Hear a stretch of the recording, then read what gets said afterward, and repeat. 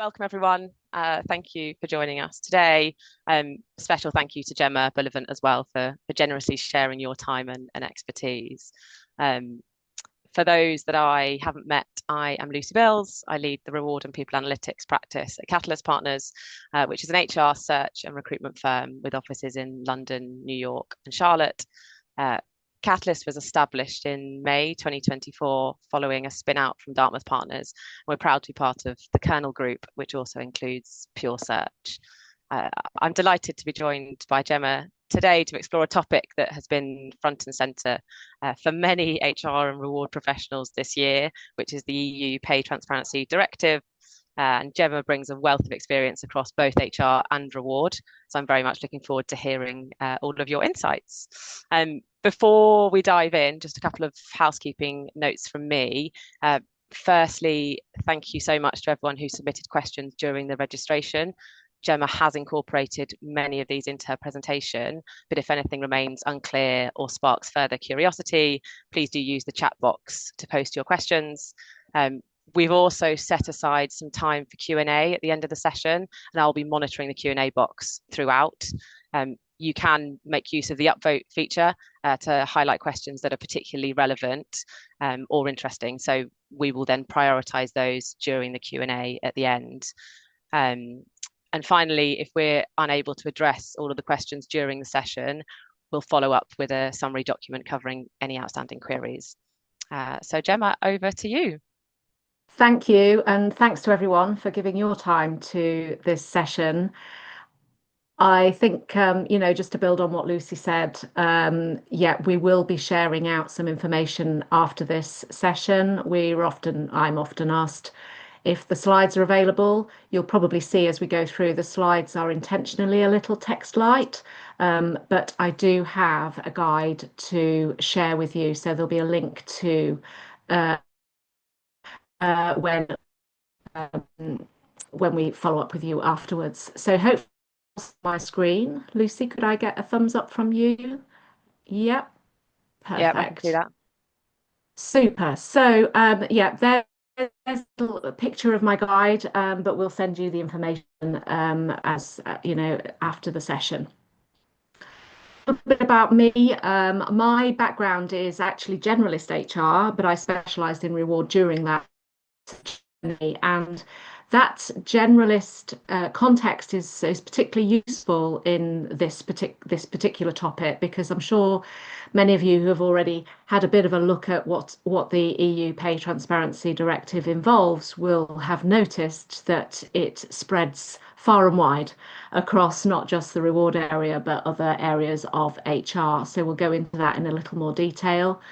Lots of lovely colourful logos there that worked with, and many others. I do tend to do quite a lot of reward work in the PE sector, but also large and small organisations beyond that. So if you want to contact me at any stage after this, you are very welcome to, and there'll be information shared out with you as a follow-up. So what today? Well, we're going to really look through some key aspects of what and why it matters. We're going to look at the key dates, just to remind ourselves, and the key aspects to prepare for. I'm mindful that there's going to be a real mix of knowledge and experience on this call. So I suppose a bit of an apology up front if some of it is stuff that you already know, but what I hope is that it shapes and adds and builds to that. And for those who don't really know very much about it, hopefully it will give you good grounding.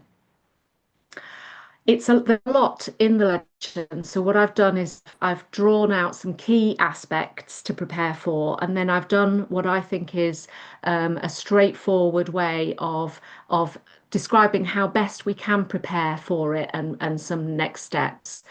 And as Lucy mentioned, we've got time at the end for your questions as well. So we've covered anything that's a big question in your mind, do pop it in the Q&A. If you notice somebody's already put that question in and you want to give it a bit of an upvote, then please do so, because that will help us focus in the right areas for what you're interested in. So let's get ourselves underway. What is it and why does it matter? Well, in principle, it is the latest step in what's probably been quite a long journey towards pay equality, pay fairness at work. And it is rooted in the idea of men and women being still paid fundamentally differently for the same sort of work. So it is really addressing that gender pay gap.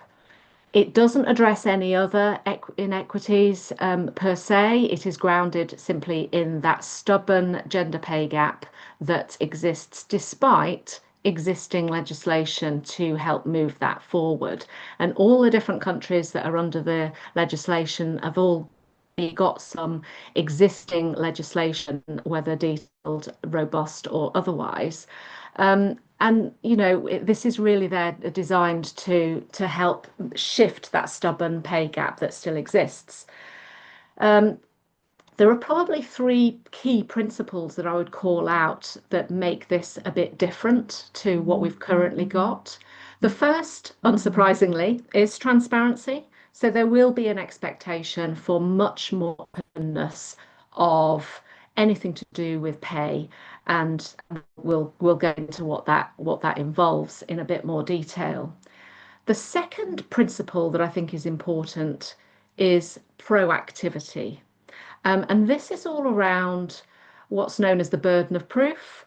So the burden of proof currently really sits with the employee predominantly to say, hang on a second, I think I'm paid differently, and to prove that. The burden of proof is going to shift. So the employer is going to be expected to be a lot more proactive going forwards. So I'll talk a little bit more about what that involves as we move through. And the third principle is fairness. So the third principle obviously supports this idea that we really need consistency and fairness in our pay structures. Now we might be sitting here thinking, well, we already strive for that, and that's definitely the case in lots of organisations. But I suppose what this is doing is saying, well, it's no longer a nice to have. We need to drive this towards a requirement rather than something that is a good practice. So what we're going to do in this session is look at how these principles are reflected in the legislation, and we're going to look at what that means in terms of our reward frameworks. Just a couple of points on key dates.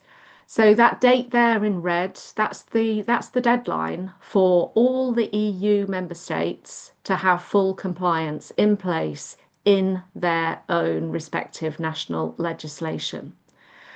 So there's been some time for governments to prepare since 2023, and we're starting to see a little bit of local legislation either already enacted during 2025 or in progress to be enacted. But everything needs to be in place in every country in the EU by the 7th of June 2026. We already know that some countries are moving quicker than others. We already know one country, which is the Netherlands, has declared they're not going to be ready for that date. So all of this points to the fact that people are going to be, different, a different set of timelines that they are navigating. But it is important to keep track of that, especially if you've got employees in more than one country that is under this legislation. One question that I'm often asked, and it was asked in the questions for this session, is does it apply to me if I've got less than or fewer than 250 employees, or whatever is the threshold in each member state? The answer is yes, I'm afraid it does. It applies if you've got one worker in an EU country. Now, there's going to be some pragmatic application of that, but the important point to mention here is the obligations around reporting, so gender pay gap reporting, as we would know it, with that threshold is different to what I'll call universal obligations, which is other obligations that apply if you have presence in any of those EU states. So it is certainly something that companies need to pay attention to pretty quickly. It's a implementation tracker that lots of them have put out lots of information about this, but I particularly like this tracker. It's Adelshaw Goddard's. I'm very happy to share it. Search it, you'll find it quite quickly. But what it does is it literally does a simple traffic light that gives you an indication of each country, not only in terms of their readiness, but also some of the specifics around it. Not all, it's not comprehensive, but it's a nice snapshot. So I'd recommend you looking out for that, or there's others as well out there. The key point here is, like all employment legislation, it's likely to vary from country to country. It's no different to other legislation that we have to keep across in different EU jurisdictions. So while the EU is standard, each country is going to interpret it in their own way and enact it in their local legislation according to what they want to do. So some countries will go a bit stronger, a bit more robust than the basic minimum requirements. Others will hit basic minimum requirements. So it's just something else to sort of keep across, as with other employment law, that varies from country. So when we're looking at the key aspects, I kind of think it sits broadly in four general buckets. We've got the recruitment transparency, probably one most people will have heard of. Most line managers will have seen this in the press as well, whereby typically what's talked about is you need to have the salary in the job ad. It's not quite that. The strict letter of the legislation is you need to have disclosed your pay range to the candidate before you start having conversations about setting pay. In other words, asking them what their salary is, asking them what their expectations are. You have to have shown them yours before they show you theirs, is the sort of the crude way of putting it. That's the recruitment transparency point, and we'll just talk a little bit more about that, but we won't spend too long on it. The bulk of the time today is in some of the other detailed areas, which I've grouped into job and pay structures, those pay setting principles, having those pay frameworks that are robust and objective and gender neutral. The enhanced employee rights that will now exist, that proactivity principle that I mentioned.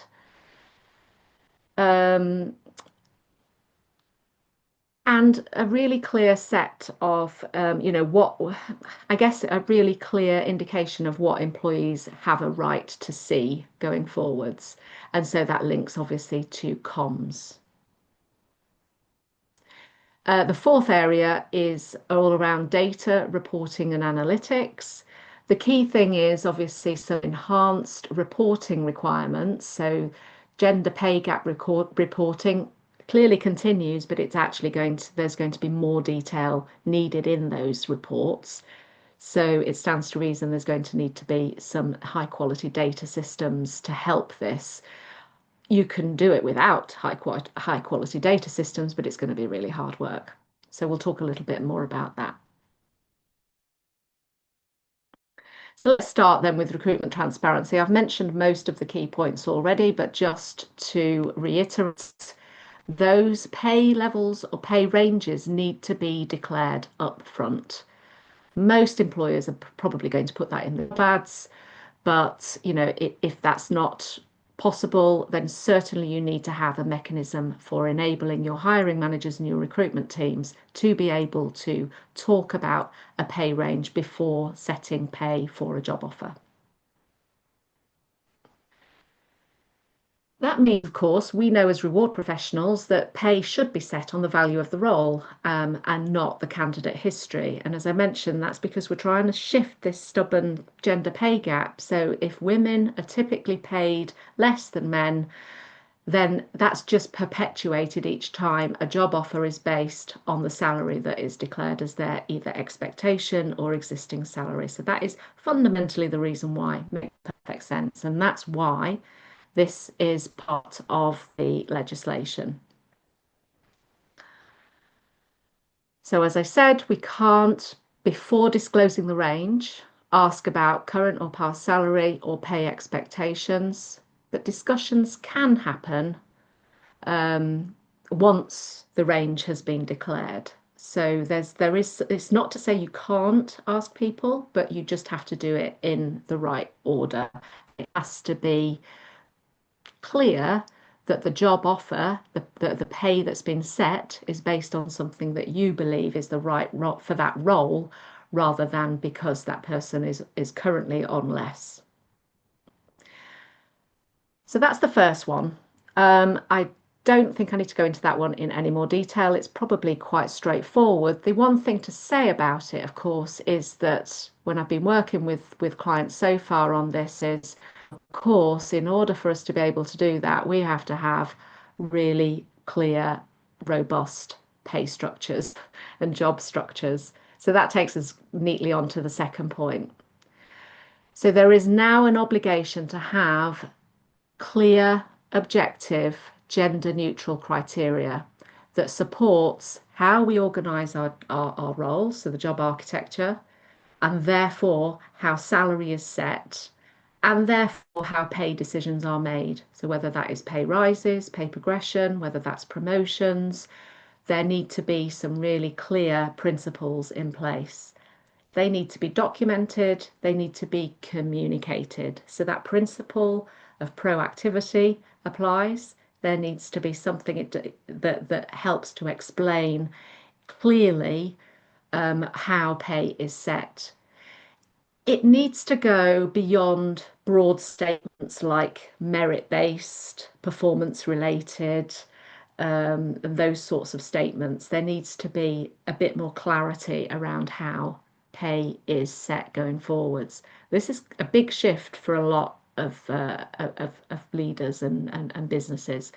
And so this is going to really need some one of the first examples, I would say, well, the second example after the recruitment example of how the reward aspect of this extends beyond reward and into the wider people team.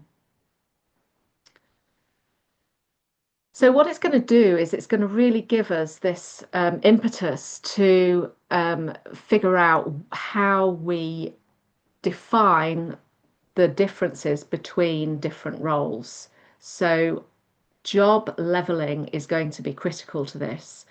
And if you're not sure what that involves, then do reach out to me, because I'm sure that most of us on this call know what job leveling and job sizing involves. But there needs to be consistent structures in that reward architecture, something that gives us a method to classify jobs and help compare jobs to each other. A transparent way of defining the size and the value of the roles, and then some really clear pay principles as to how pay ranges are set for those roles.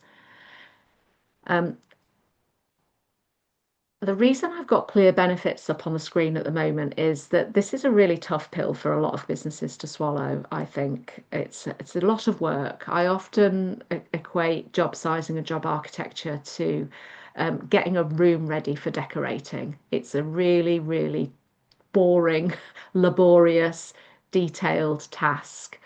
Doesn't have to be overly detailed, but the prep is really, really important. Before you can put the nice paint on the walls and to, make the room look nice, you've got to do the prep. And the job architecture and the job classification is a classic example of that. But if we get the transparency aspect of it right, and if we think about the messaging to the business, pay transparency isn't new. It was just optional. It was an optional benefit to be able to generate not only fairness and defensibility and compliance, but also employee value propositions and motivation and engagement and those sorts of benefits as well. So I think it's really important that we take it beyond that baseline compliance point and beyond the point of actually reducing risk. to actually what it brings to the business as well. It actually enables those decisions to be easier as well as to defend, but it can help to facilitate some of those discussions and make that process slightly less onerous. It certainly strengthens fairness and trust. And as I mentioned, it creates that EVP that lots of organisations really strive to achieve. So all the hard work and the getting the sanding and getting the woodwork ready is worth the pain in the long run. So employee rights and comms, as I mentioned, this is a significant shift in legislation in terms of the burden of proof. So employees have a lot more rights than they have currently under this legislation. And before, where an employee had to proactively claim or make some sort of, submit some inquiries, there is now a right to access certain information. The most straightforward change in this section to mention is a ban on pay secrecy clauses, which for most of us, I would say the vast majority of people on this call and vast majority of countries no longer have pay secrecy clauses in their employment contracts. But if you do, they have to be removed. Under this legislation, they will no longer be lawful. Employees are not banned from talking about their pay in any way. But alongside this, there's other access requests and rights to access information that they will have. And the key one here is quite a technical one, but it relates to how their own pay is set, which we've covered already. So if we've got some pay setting principles in place, we can explain how that person's pay has been set, and that needs to be proactively shared, not just on demand, but regularly shared. But if they actually submit a request specifically, they can also submit a request for how their pay compares to the average pay by gender of colleagues doing the same work or work of equal value in the same category of worker. Category of worker is a specific term in the legislation. So this is something that is going to really significantly change and shape how pay practice is managed in a lot of EU businesses going forwards. Pay the category of worker is the group of employees doing the same or equal value work, which is based on skills, responsibility, effort, and working conditions. Now, this equal value concept is already in lots and lots of legislation across the EU. It's just that this is going to be an awful lot more transparently available and people are going to be a lot more aware of it. So quite a lot of this isn't new, but some of it is new or it's a build on that existing legislation. So when you're looking at your gender neutral job architecture, you need to be thinking about how you're classifying in relation to those key areas to make sure that you can identify categories of worker and organise your workforce according to category of worker. I think this is the thing that is the most tricky to get right, and I think it's the thing that is likely to be a bit of a misstep for some organisations. Because it is also going to be a new requirement in the final section that we come on to in terms of what goes into the gender pay gap reports, which I'll come back to. Couple of things on if an employee asks for their own information. You don't have to provide that information to just a very small group of people. So if an accountant comes and says, I want to know how much I'm paid in relation to my team that sit next to me, who are also accountants, they can't see necessarily that information unless there's a huge number of them because of the reasonable expectation around averages and so on. because that group of accountants is likely to be broader anyway, because there's likely to be others that sit within the same category of worker as that worker. But they are able in the new legislation to be able to ask for how their pay, their full pay, and I'll come on to that in a second, compares to the average pay of people who are comparisons to them. So think about it in terms of the existing legislation. In the UK, we've got things like the sort of the classic dinner lady bin men case, and some of the others where they are not doing the same job, but they're doing something that has been found to be materially similar. How does their pay relate to each other? And you're just talking about averages. So this is quite a detailed part of the legislation that I think is worth spending quite a lot of time on to get yourself prepared for this. I mentioned this broader term of pay. The definition of pay, I would say, has been broadened. It goes beyond base salary. We already have base and bonus in our gender pay gap reporting, but the term within the legislation is pretty much everything that's monetary.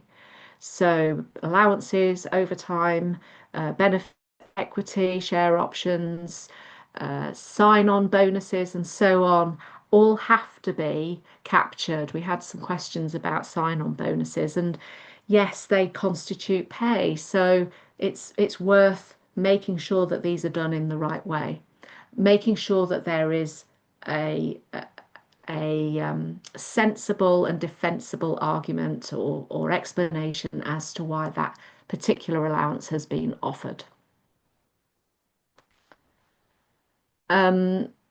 We had one or two questions about differences in salary to do with, say, expat arrangements. And I would say that that same principle applies. You need to have your principles outlined as to how you manage your expat arrangements. So that's not to say that you're sharing, individual data, but what you're doing is you're saying this is how we organise our pay when it comes to local pay, when it comes to expat pay, when it comes to global mobility. This is our global mobility policy as it relates to pay. Those sorts of things need to be a little more clearly articulated going forwards. So I've mentioned the equal pay for equal work or value. That concept remains and needs to be based on that objective, gender neutral criteria. And I've mentioned the wider definition of pay. The other thing to point out in this particular section is employee reps and works councils. There is specific information in the legislation around this. So it is important that people that the processes that are followed as it relates to works councils and employee reps, it captures this information as well. So if somebody requests information, they can do that with their reps, or they can do that directly, depending on what your processes are. You need to account for the fact that employee reps that are on those works councils or employee representatives more generally are likely to need a bit of training.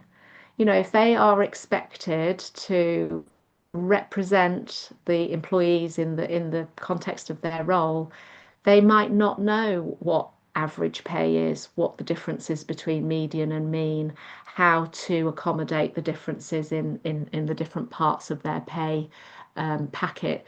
So it could well be that in addition to training that managers might need on this, you should also factor in training for employee reps and works councils, and you certainly need to include them in the process of the workflows that you have for the various aspects of this going forwards, like requesting information. What's your workflow process for the request for information, and then how do the works councils play into that? The final area that I mentioned was data and reporting and analytics. I mentioned before that baseline threshold for gender pay gap reporting exists. It does vary from country to country. Some are the standard 250 and some employees, some are fewer than that, but none can be more than that because the baseline requirement for the EU is 250 or more. I know for a fact Ireland, France, and Sweden have already indicated lower thresholds. There'll be others. So again, go back to that tracker or how you track things more yourself to understand the local variations there. The enhancements that I mentioned to this are that beyond organising your data according to quartiles, with the bonus and the base pay in those respective areas, you will need to report on category of worker.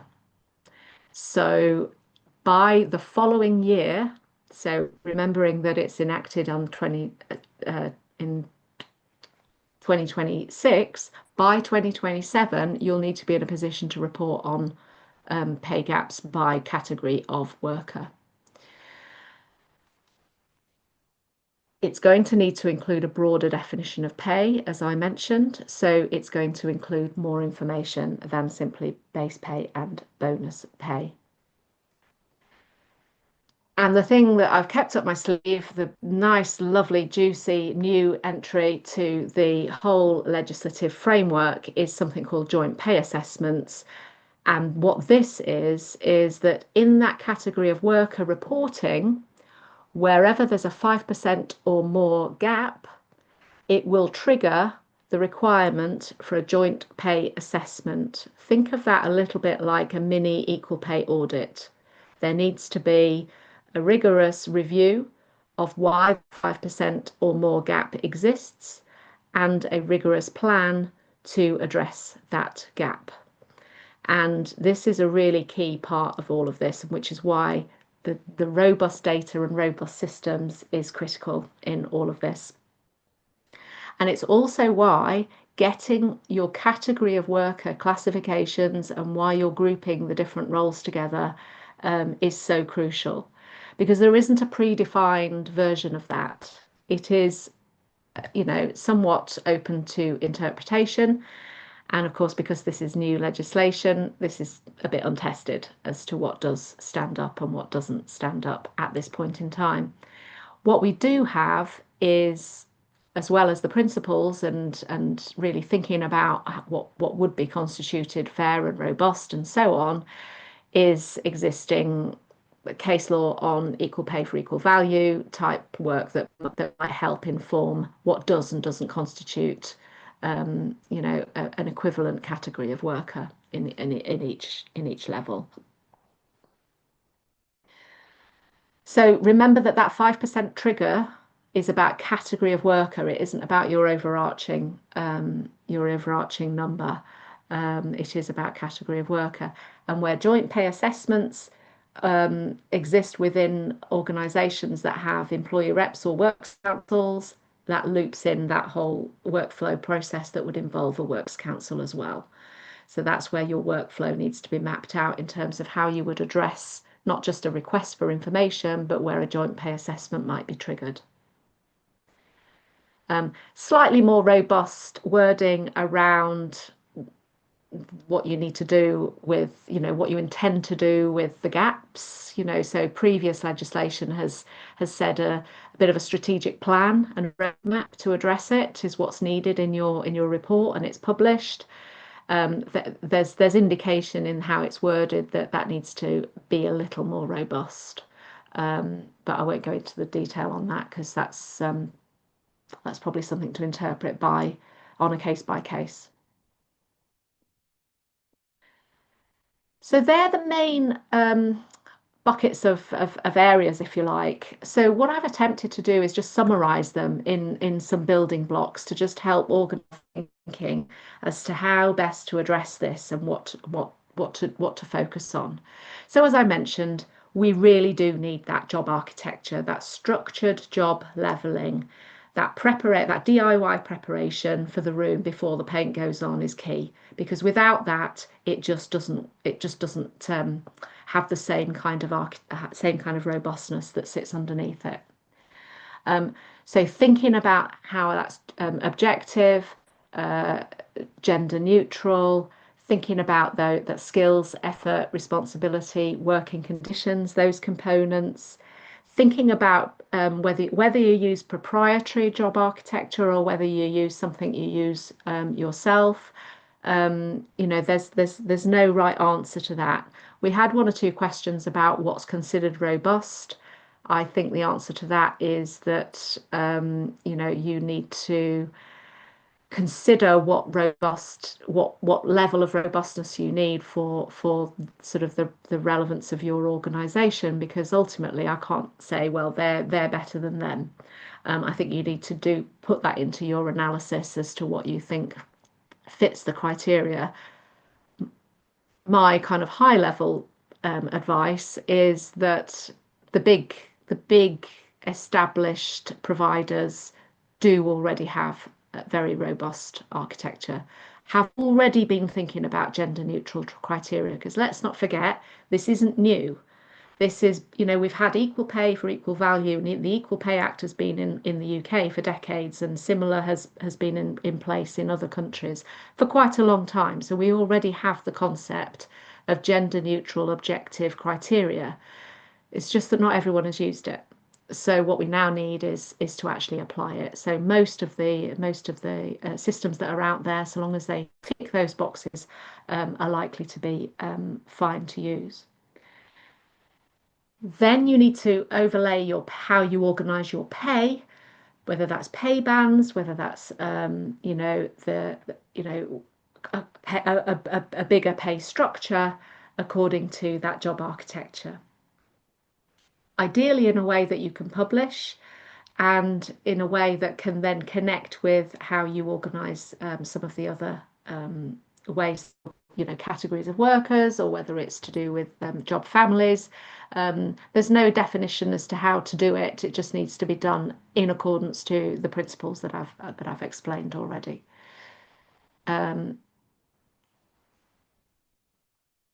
Pay setting is the third area. Pay progression. How is pay set? What are your promotion principles? This could be quite a straightforward document. It doesn't have to be very, very detailed reward information.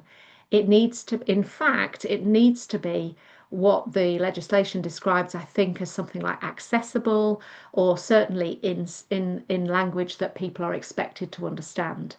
In other words, we're not here to bamboozle people, we're here to provide clarity. So something that is easy to communicate, that is easy for the HR teams to communicate, for leaders and managers, is what we're after here. But what we need are some clear principles that you base your pay and promotion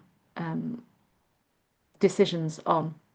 And as I mentioned before, the benefits of that are, once you've got those clearly defined, it actually helps to make that decision making a bit easier, because you've got those pay principles in place. The other area to look at in this sort of whole project world, of course, is your data infrastructure. I've mentioned quite a lot on that already, but the better setup that is, both for ongoing workflows, for decision making around pay review time, around pay progression time and promotions, and also on your data reporting, the easier the job will be. I think, manager training, and as I mentioned, employee rep training, and possibly HR team training. Leaders need to be across this as well. They're going to need the tools and the language on this. So don't underestimate that this is actually quite a cultural shift. The recruitment, hiring managers, do they all know what they're allowed to do in the new world? Do they all know that is a different, for many, a different sequence of questions or conversation? And then comms, and who owns the narrative, because the most successful projects work that I've done on this so far, I have been working with the CEO and the C-suite, as well as the reward and HR teams, because this is quite a cultural shift. they need to see that this is that, there's some significant risk. When I've mentioned that, some of the risks to CFOs, they've sat up and paid attention, because if we get this wrong, there's some fairly substantial back pay, claims that could be triggered. If some of this preparatory work exposes some corrective action that's needed before that 2027 date, when everything has to be, that 5% starts to become clearer and clearer. But certainly over the course of June next year, there's potentially some budget conversations to happen. So are they across this? Are they on board with the scope of what this exercise involves beyond putting some salaries into some job ads? So work out where your gaps and risks are. Check on that alignment to your reward strategy and also the people strategy. I've mentioned are they on board? Do they get that this is actually quite a significant compliance matter to address? And build that roadmap, get as much of the data analysis as you can underway behind the scenes before it's a requirement, so you know where your risks are. I've gone through an awful lot. There's probably quite a lot that I haven't covered as well. um, I have prepared the guide that you can see on the screen, and I mentioned at the top of this session, which, the information to access is on the screen, but also it'll be in an email that follows up. I'll say right now, it doesn't cover everything because it is quite detailed, but hopefully it covers the main points and then is a good starting position. But I'm very happy to talk to anyone who just wants to have a chat about this and any implications for their own organisation.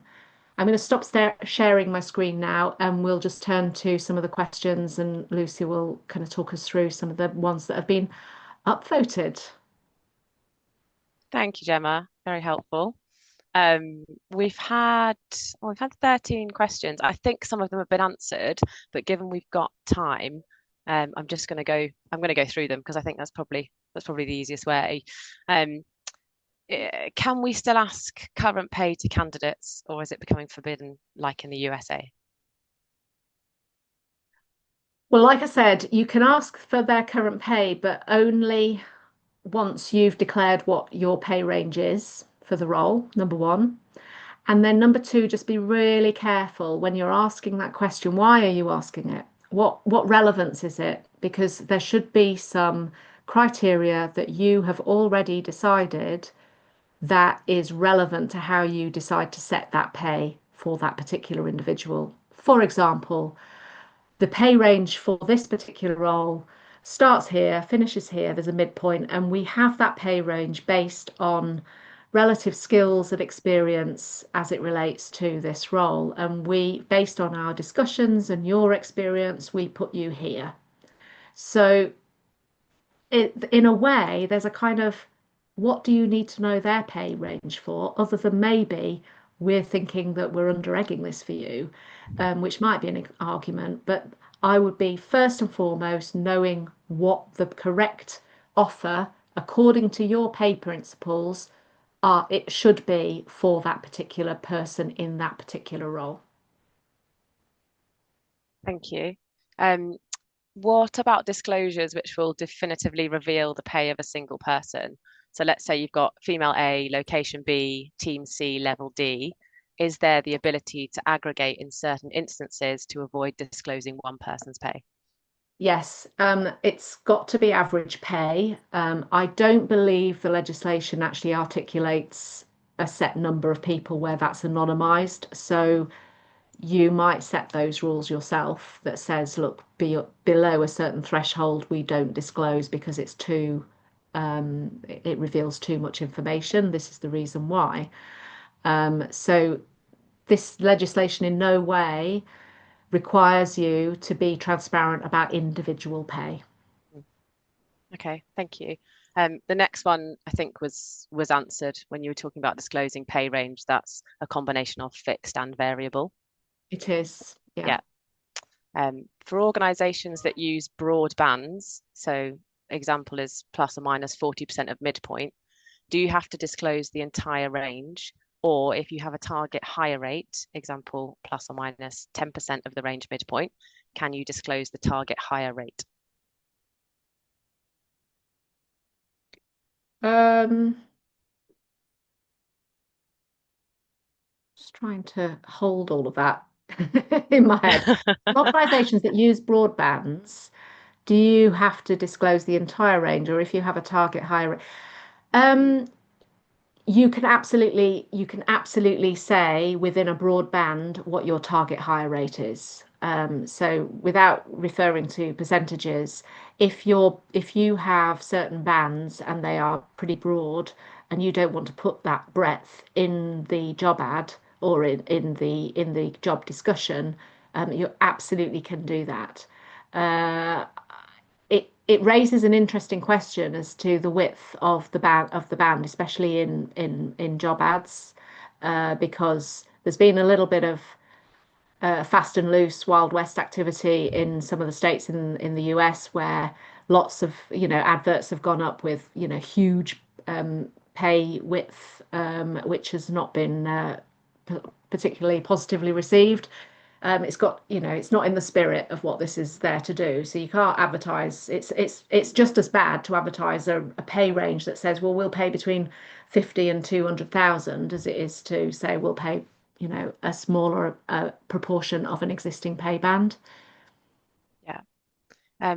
Are we forced to share salary ranges now with employees? Um, no, not necessarily. I think that if you are it's getting the balance right between having fully published pay ranges that everybody can see, which therefore forms part of your comms plan, with the ability to be able to explain to people on a one-on-one basis how their pay has been set. So you need to decide how you're going to navigate that to get the best level of communication. So it's not prescribed that you have to publish salary ranges across the board in the legislation. What you have to do is be able to communicate to an individual how their pay has been set. Okay, thank you. Uh, is the secrecy clause applicable also to individual retention bonuses? Um, oh, I'd get that checked actually. I would say it probably is, but I don't know. I'm afraid I don't know the answer to that one. Sorry. Okay. I would say it is though, because it forms part of your pay. Um, but it might be worth getting that checked. There's one here which I know we've had a couple of times in the US, but can we ask evidence of bonus if we need to buy out bonus that employees that an employee is forfeiting Um, can you ask for evidence of bonus? in order to do a buyout? Yeah, I would check that on a local level. I would imagine that some countries deal with that differently. I know that some of the Scandinavian countries have very specific rules around bonus that are different to other EU member states. So again, I would check that on a local level. I don't know that that necessarily is. It's certainly not, as far as I can remember, explicitly mentioned in this legislation. So prior rules would apply in that case, I think. Okay, thank you. Next one. Is there any percentage deviation allowed from median salary specified in the guideline? I don't really know what that means. Um, Median salary, the percentage deviation, the percentage deviation that's prescribed is 5% gap. but I'll need a little more on that. Might have to follow up separately on that question. Yeah, we can do that. Um, do companies have flexibility of defining category of workers, and should that be by management level or job profiles slash family? Yes, you absolutely have flexibility to define category of worker, but you do have to base it on some basic principles that I've mentioned. So that's the working conditions, the skills, the knowledge, etc. Some of those standard work job classification systems, because it has to stand up ultimately to some, equal pay for equal work of equal value type case law that's already, in existence. So how those are defined is very similar in this case, but within the scope of how you define your workers, so long as you think it holds up to the scrutiny of that, then that's within your gift to define. Okay, thanks, Gemma. How can we address recognition bonuses in this context? And the second question, how does pay for performance philosophy change in this new regulation? Yeah, I mean, this is a really interesting one. I think, what we need to do is is go back to first principles, which is that you are explaining how you organize your pay.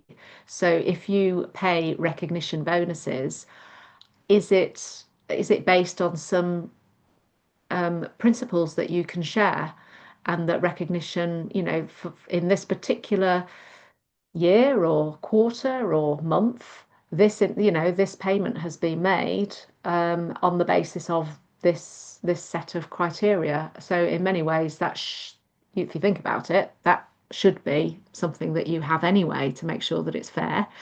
So you can absolutely have recognition bonuses. Pay for performance again goes back to that principles point.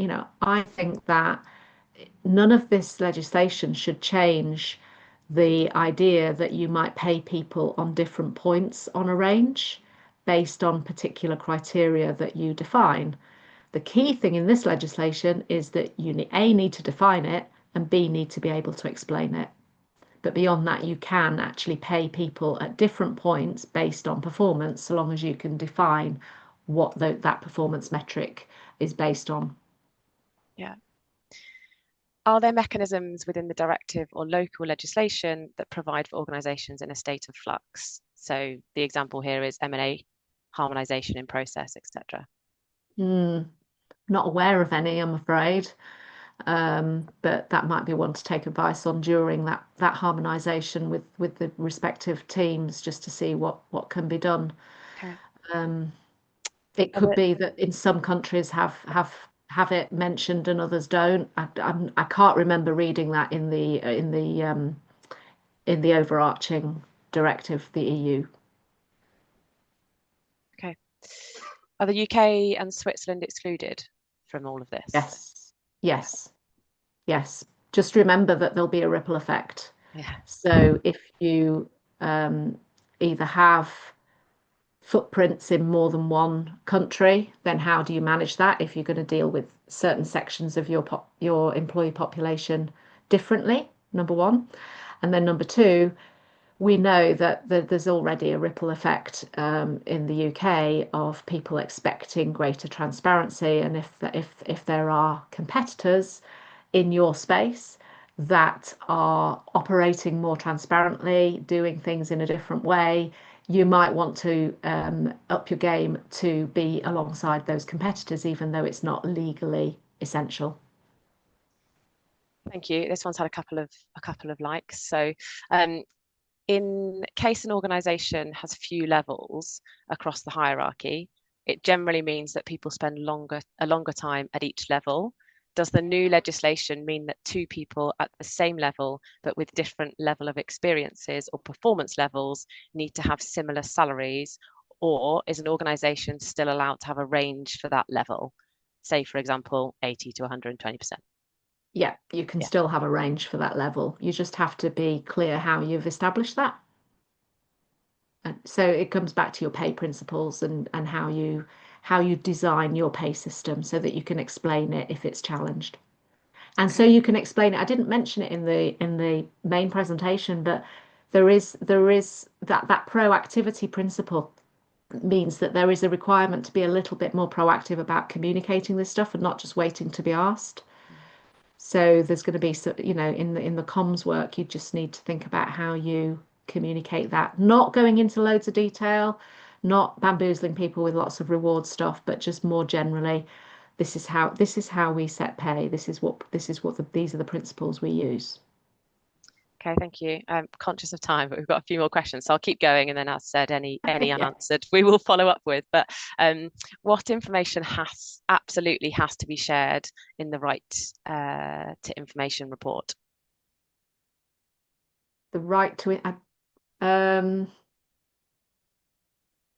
what information absolutely has to be shared in the right to information report? I think what this is asking is if the person has asked for their salary as it compares to its comparators. If it's not, then please reach out after and ask Yeah, different question. But as I understand it, the person's own salary, um, first of all, they need to understand how that has been set and what it involves. But then the category of worker in which they belong, what is the average for that particular group, so that they can see how it compares. And in respect of pay, it is all pay, it is not just base pay. yeah, So it is everything that is monetary, yeah, including allowances, including bonuses, including sign-ons, including. But of course, because it's averaged, if you've got one or two people who got a sign-on bonus and others who didn't, it's averaged, and so it's unlikely to make a material impact. Hopefully that's answered the question, but like I say, if it hasn't, please do contact me separately. and this is quite an interesting one on the recruitment side, but for talent pooling, where there are no active roles, can you ask expectations alongside role types? I don't I don't know that I understand the question. Do you understand it, Yeah, Lucy? so let's say I'm um, an in-house talent acquisition individual, Yeah. and I am not necessarily searching for an active role, but we're Hmm. trying to gather talent that could be available should an opportunity arise. So there's no live mandate, and therefore Hmm. you can't share the kind of, Mm. I guess, salary No. bandings because it's not live. Are we still able to say to that individual, or ask that individual what their expectations would be if an opportunity were to arise? It's an interesting question. I don't know, quite honestly, Mm, but I think how I answered one of those previous questions about what it's used for, I would still want to follow the same process. So if you, as the in-house recruiter, was then sort of trying to establish who's appropriate, that salary should really be less of a guide than the skills and experience that that candidate offers, yeah, or less of an influencing factor. And then you need to be really careful about how that plays into the discussions yeah, yeah. going forward. Okay. Yeah, sorry, I don't know the whether that's technically banned now. Yeah. No, Um, that's fine. yeah. That's fine. Very conscious of time. So, firstly, Gemma, thank you so much. That was really insightful, and I'm sure everyone's taken away information and some practical guidance as well. If those watching could spare a couple of extra minutes after the webinar just to complete the 3-question survey, that would be really helpful, and it should appear when you end the webinar. And as mentioned, I know there were probably 8 or 10 or so questions that weren't answered there, so we will follow up with a summary document just addressing the key questions that we didn't get round to answering. And we'll also share a link to download Gemma's guide as well. But yeah, thank you again to everyone joining us. Gemma, have I missed anything? No, thank you for that. And just to reiterate, you're very welcome to call me directly if you want to talk about any of this or have any other specific questions. I'm not a lawyer, but I am a reward professional, so hopefully we can help each other out with that. Brilliant. Brilliant. Thank you, everyone.